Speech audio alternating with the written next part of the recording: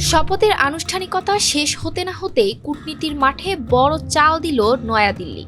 নবনির্বাচিত প্রধানমন্ত্রী তারেক রহমানের হাতে ভারতের প্রধানমন্ত্রী নরেন্দ্র মোদীর ব্যক্তিগত চিঠি পৌঁছে দিলেন লোকসভার স্পিকার ওম বিরলা। একটি চিঠি আর তাতেই শুরু কূটনৈতিক জল্পনা কল্পনা। শপথ অনুষ্ঠানে পাকিস্তান সহ বিভিন্ন দেশের প্রতিনিধিরা উপস্থিত থাকলেও স্পটলাইট কাড়ে মোদীর এই পার্সোনাল ডিপ্লোমেসি। ওম বিরলা জানিয়েছেন, চিঠিতে রয়েছে সুবিধাজনক সময়ে ভারত সফরের আমন্ত্রণ। বিশ্লেষকদের মতে এটি শুধু সৌজন্য নয়, গত ১.৫ বছরে ঢাকা দিল্লি সম্পর্কে যে টানাপোড়েন তৈরি হয়েছে এবং সামনে গঙ্গার পানি চুক্তির মেয়াদ শেষ হওয়ার বিষয়, সব মিলিয়ে ভারত দ্রুত সম্পর্কের বরফ গলাতে চাইছে।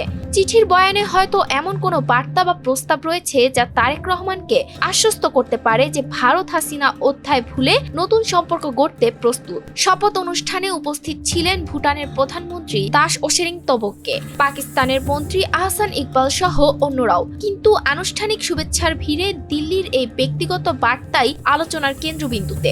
প্রশ্ন এখন, তারেক রহমান কি দিল্লিকেই প্রথম সফর হিসেবে বেছে নেবেন, নাকি মধ্যপ্রাচ্য, ইউরোপ বা যুক্তরাষ্ট্র হবে তার প্রথম গন্তব্য?